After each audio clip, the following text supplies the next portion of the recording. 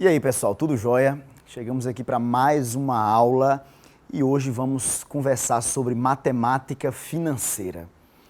Eu sou Rona Epson e espero ajudar vocês com esse assunto que eu acho maravilhoso, tá certo? Bom, no que diz respeito à matemática financeira, a gente está falando de uma coisa boa, a gente está falando de dinheiro, a gente está falando de grana, a gente está falando aí de bufunfa, né?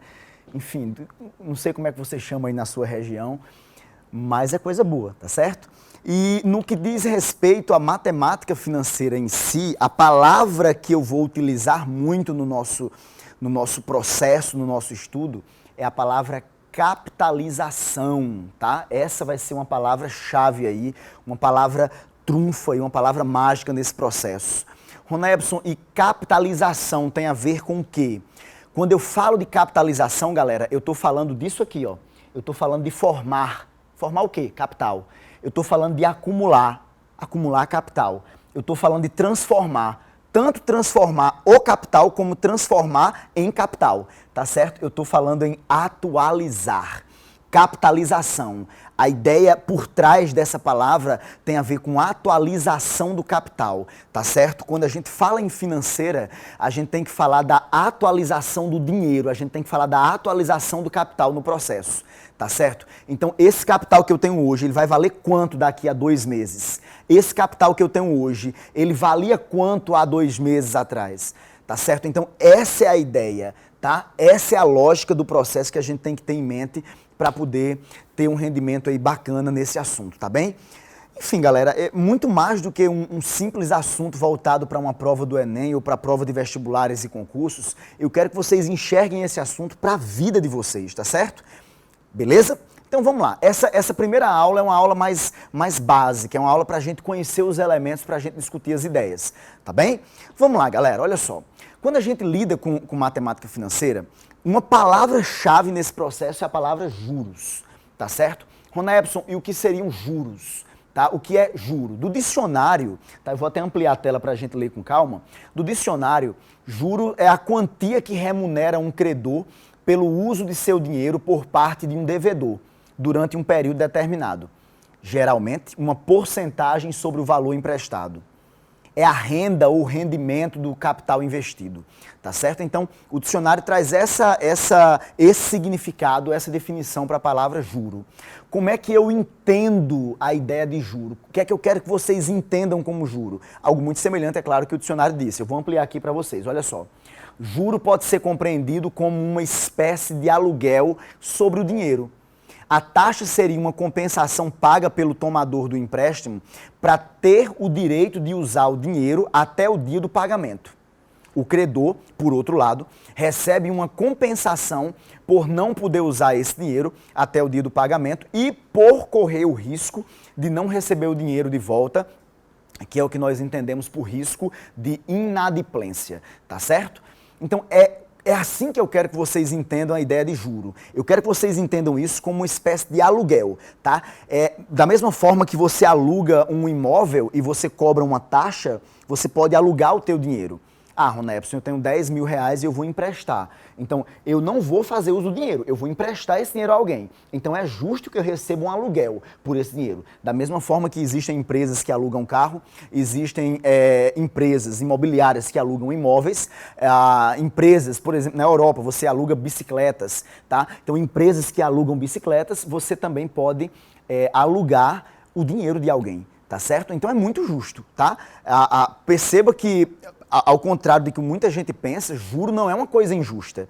Juro é uma coisa justa diante do processo. Eu não estou falando de uma cobrança exagerada diante da necessidade extrema de alguém, eu me aproveitar disso. Não, pelo amor de Deus, não estou falando disso. Tá? Mas a ideia de juro em si, ela é justa, tá certo? Beleza? Inclusive, quando a gente vai na terminologia da palavra juros, eu vou ampliar para vocês, quando a gente vai nessa terminologia, tá? Essa palavra juros, ela tem a ver, ó, do latim, jus, juris, direito, equidade, justiça, tá?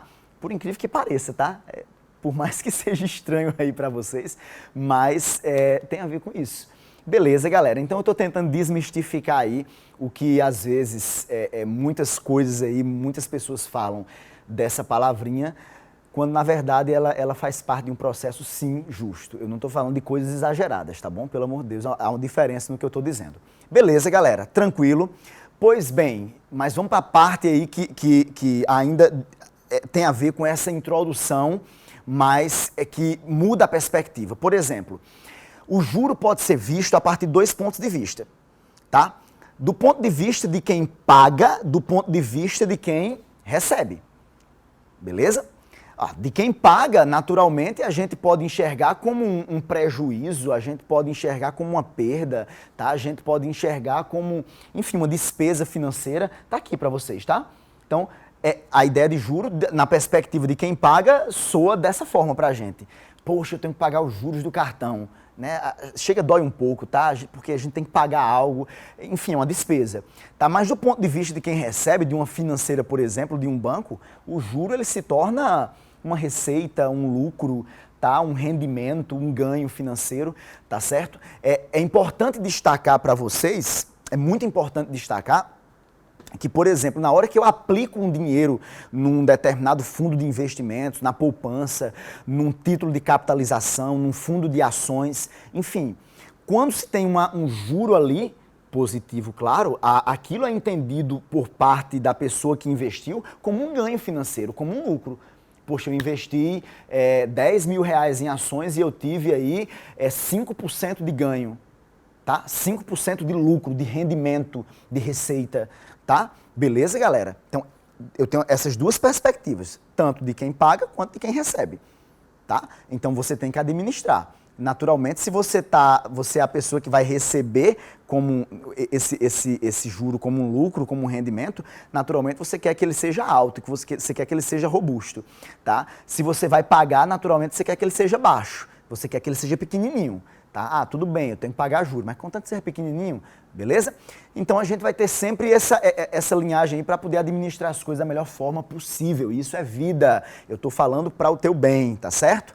Muito bem, então na perspectiva mais formal, eu preciso que vocês compreendam alguns elementos, tá? Eu vou ampliar aqui para vocês olharem com carinho. Quando aparecer a letra C para a gente, quando eu usar a letra C, eu estou falando de capital inicial. Quando eu usar a letra T, eu estou falando de tempo, o tempo de investimento. Quando eu usar a letra I, eu estou falando de taxa de juro, tá certo? Quando eu usar o J, esse J maiúsculo aqui, eu estou falando dos juros gerados. Quando eu falar de M de T, ou simplesmente M, eu estou falando do montante, o montante acumulado, tá certo? Vale destacar que esse montante nada mais é do que o capital inicial mais os juros gerados, tá certo? O capital inicial normalmente é aquilo que eu pego emprestado ou aquilo que eu invisto inicialmente, tá bom? Essa taxa de juro que eu coloco para vocês, essa taxa que eu coloquei aqui, ela é dada ao período. Por exemplo, normalmente a gente fala da taxa de juro ao mês, mas eu poderia falar dessa taxa ao ano, eu poderia falar dessa taxa ao semestre, ao bimestre, usualmente ao mês, tá certo? A gente normalmente lida com ela em mês. Tudo bem para vocês? Só para a gente se acostumar, eu trouxe também alguns probleminhas aqui, tá bom? Então, problema 1, vamos lá. Janeide tomou um empréstimo de R$2.000. Um mês depois, o credor anunciou que sua dívida era de R$2.140. Qual a taxa de juros cobrados no período considerado? Muito bem, muito bem. Olha só, o capital inicial era de quanto?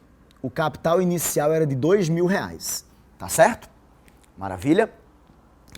Um mês depois, segundo o problema, o credor anunciou que a dívida dela, ou seja, o montante acumulado do capital inicial, do que ela pegou emprestado e dos juros gerados, a dívida dela, o montante acumulado, esse montante era de R$2.140, tá certo? Beleza? E a minha pergunta é, qual é a taxa de juro?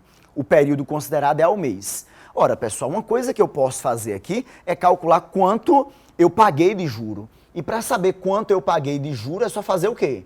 É só fazer o montante menos o que eu peguei emprestado. Então, o montante é 2.140 menos o que eu peguei emprestado, que foi 2.000. 2.140 menos 2.000 dá quanto? Vai dar 140. Então, se eu paguei R$140 de juro, galera, para saber a taxa, eu pego esse valor e comparo com o capital inicial. Só se passou um mês, o período considerado é de um mês. Então, pessoal, eu vou pegar aqui, ó, o juro, que é de 140, e comparar com o valor inicial, que é 2.000. Essa comparação já me dá a porcentagem, quer ver? Vamos lá, eu vou cortar um zero daqui com um zero daqui. 14 dividido por 200 dá para simplificar por 2, dá 7 sobre 100. E, naturalmente, 7 sobre 100 corresponde a 7%.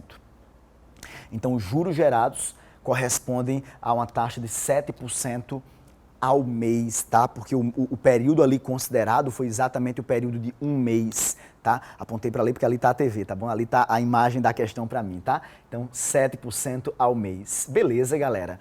Tranquilo? Ah, Ronebson, uma taxa alta, uma taxa baixa? Bom, eu considero uma taxa alta. Para quem está pegando emprestado, é uma taxa muito alta. Tá bom, pessoal? Tranquilo? Maravilha? Então, 140, quando comparado com 2.000, dá 7%. Beleza? E esse foi o nosso primeiro problema. Essa é a solução da nossa primeira questão. Ok? Tranquilo? Vamos para a segunda, então? Maravilha! Olha só, galera. Segunda questão, segundo problema. Diz assim, vou ampliar a tela para vocês. Garcia comprou um lote de ações de uma empresa por R$ 4.500. O lote custou 4.500. Um mês depois, ele viu nos índices econômicos que as ações que ele havia comprado tinham valorizado 11%. Imediatamente as vendeu. Sabendo que sobre o lucro há uma tributação de 20% referente a imposto de renda, qual será o lucro líquido no período? Maravilha, maravilha. Vamos lá, pessoal. Problema 2 aqui, tá? Então, problema 2. Garcia comprou um lote de ações que custou R$ 4.500. Então, o capital inicial aí foi de R$ 4.500, beleza?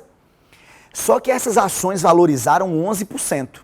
Então, eu vou calcular o quanto ele ganhou, qual foi a rentabilidade dele, tá certo? Eu posso entender nesse contexto aqui sem nenhum problema com quais foram os juros gerados nesse processo, tá? Então, a rentabilidade dele, o lucro dele, eu vou chamar de L, foi exatamente 11%, calma, 11% de 11% vezes, tudo bem? 11% não é a mesma coisa que 0,11? Então, 0,11 de quanto? De 4.500. Ei, pessoal, ei, fica atento aqui, porque esses dois zeros fazem essa vírgula andar duas casas. No final, eu vou estar multiplicando 11 por 45, né? Esses dois zeros não faz a vírgula andar duas casas? Aí eu ensinei a vocês já, tá lá no canal, para quem não lembra, tá certo? Vai lá no canal da gente, tá bom? E procura na seção, na playlist, #FicaDica, uma dica maravilhosa sobre multiplicação por 11. Se eu quiser multiplicar por 11 um número de 2 algarismos, é só fazer o seguinte, é muito simples. Você afasta o 4 e o 5 e quem vem para o meio é a soma deles. Olha que fantástico. Esse lucro vai ser, olha que bacana, galera. Você afasta o 4 e afasta o 5 e quem vem para o meio é a soma. 4 mais 5 dá 9. Que maravilha. Ou seja, nesse contexto, tá certo? Essas ações me deram um lucro, me deram uma rentabilidade de R$ 495. Só que na letra A eu disse que eu vou ter que pagar de imposto 20%.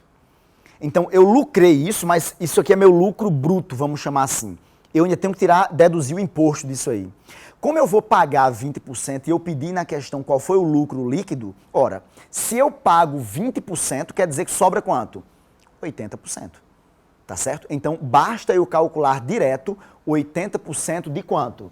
De 495, tá certo? Então, o lucro líquido nesse caso, eu vou chamar de Lzinho, o lucro líquido vai ser exatamente, se eu vou pagar 20%, se eu vou deduzir 20% de imposto, eu vou ficar com 80%.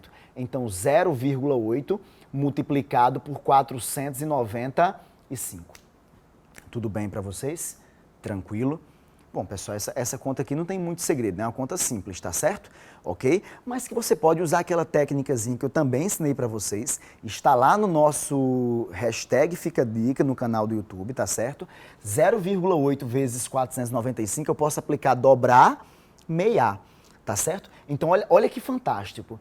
Quem é a metade de 0,8? 0,4. E quem é o dobro de 495? Ora, o dobro de 495, galera, dá exatamente 990. Que bacana, ó, porque esse zero faz a vírgula andar, então eu vou multiplicar 4 vezes 99. E quando eu multiplico 4 vezes 99, olha como é que eu penso. 4 vezes 100 dá 400. Só que eu não tinha tirado 1 daqui, então 4 vezes 1 dá 4. 400 menos 4 dá 396. Este é o lucro líquido. Esse lucro líquido é um lucro de R$ 396. Isso é importante, tá, pessoal? Porque a gente pensa apenas, eita, rentabilizou tanto, é o meu ganho, já é meu lucro, eita, que maravilha. Não, eu tenho que pagar imposto em cima disso. Da mesma forma, quando você, por exemplo, aluga um imóvel e você recebe, sei lá, R$ 1.500 de aluguel, naturalmente, em cima desse valor, você tem que pagar imposto de renda, tá? Você vai tributar esse valor, tá certo? Então, os 1.500 não são líquido, tá? Ok? Maravilha? Excelente. Tá. Eu tive um susto agora, mas olha só, olha que maravilha. Aqui toda a nossa equipe participando da aula, porque eles sabem que eu fico sozinho aqui, me sinto, né, tão só nesse estúdio, mas eu tenho certeza que você aí de casa também está participando. Beleza, galera? Vamos embora. Ei, vem pra cá, vem pra cá. Na letra B, eu pedi na questão qual o valor final do lote de ações comprado ao final desse mês, desse referido período. Ora, pessoal, se o lote de ações tinha sido de R$ 4.500, tá? Se o lote de ações tinha custado R$ 4.500 e ele valorizou 11%, como ele valorizou 11%, ele aumentou R$ 495, então mais 495. Cuidado, é o valor final das ações. Se eu vou tributar imposto ainda ou não, é outra história. 4.500 mais 495 vai dar, olha só que bacana, vai dar R$ 4.995. Beleza, galera? Então, a soma do valor inicial com o rendimento, com o juro gerado, vai dar exatamente esse valor final das ações. Tudo bem? Não confunda, porque na letra A eu falei de tributar, de deduzir o imposto sobre o lucro, tá certo? Não confunda, tá bom?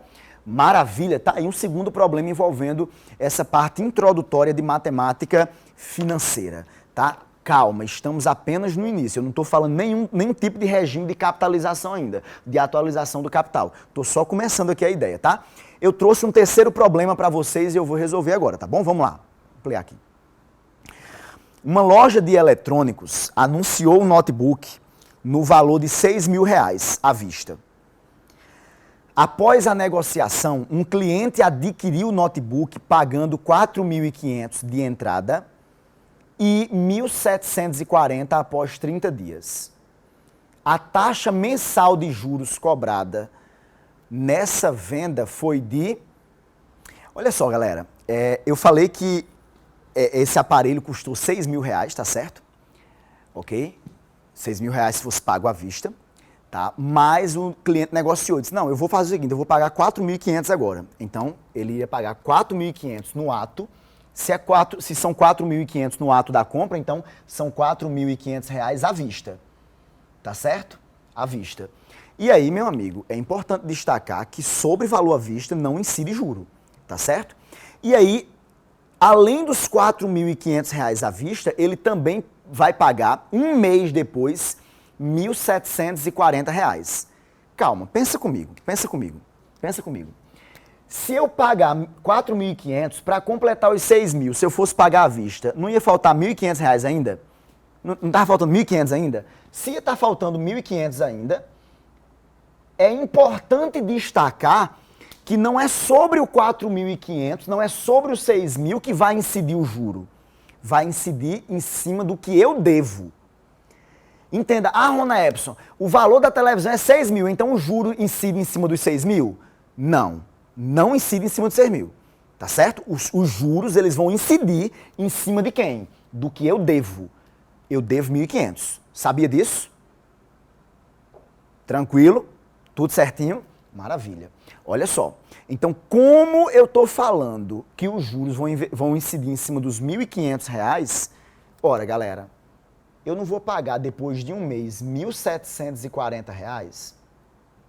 Se eu vou pagar depois de um mês R$ 1.740, aumentou quanto? Aumentou, o que eu devia era R$ 1.500, só que eu vou pagar um mês depois 1.740, aumentou R$240. Eu vou pagar R$240 de juro em cima de quem? De 6 mil? Não. De 4.500? Também não. Em cima do que eu devia. E quanto é que eu devia? 1.500. Então, qual é a taxa de juro? É só você pegar 240 e comparar com 1.500. Quando você compara o que rendeu aí de juro, o que aumentou de juro, de fato, com o valor que você devia, vai dar a taxa. Galerinha, corta 0 com 0, tá certo? Dá pra gente simplificar, não dá? Dá pra simplificar. Eu vou simplificar por 3. Quando eu simplifico por 3 aqui, vai dar 8. E quando eu simplifico por 3 aqui, vai dar 50. Como eu quero esse valor em porcentagem, galera, eu vou transformar isso aqui no denominador 100. O dobro de 8 é 16 e o dobro de 50 é 100. Amigão, olha a taxa de juro dessa negociação. 16%. Diga aí a lapada. Percebeu? Tomou noção agora? Tá? Eita, aqui foi negociação boa, tal. Legal, mas tu pagou 16% de juro. Oxe, pois eu achei que 240 eu calcularia em cima de 6 mil. Rapaz, se tu calculasse, e é justamente isso que às vezes as lojas querem que você pense. E muito provavelmente alguém vai te conduzir a esse pensamento, tá? Se você calculasse 240 comparado com os 6 mil, olha só, corta 0 com 0, dá para simplificar por 6, daria 4%. Então, besteira, é coisa pouca, é 4% em cima dos 6 mil. Mas você não devia 6 mil não, meu filho. Se você pagou 4.500 à vista, você devia somente 1.500. Então, o valor deve ser calculado em cima do que você deve. Em cima do que você deve. Tudo bem, tranquilo, maravilha. Então, resposta 16%. E quando a gente olha para as alternativas, deixa eu jogar lá na tela novamente a questão, está na letra D de dado. Letra D. Beleza. Tranquilo. Ok. Muito bem, muito bem. Galera, olha só, eu trouxe esse material para vocês, essa aula introdutória, tá certo? Para a gente começar a ter a noção do que é financeira, do que é matemática financeira. A grande mágica por trás desse processo é a atualização do capital. Se você entender que o que eu quero fazer aqui é atualizar o capital, a gente vai longe, tá certo? Na nossa próxima aula, no nosso próximo encontro, nas nossas próximas videoaulas, a gente vai falar dos 2 regimes de atualização do capital. O regime de juros simples, o regime de juros compostos. Até lá. Valeu, galera.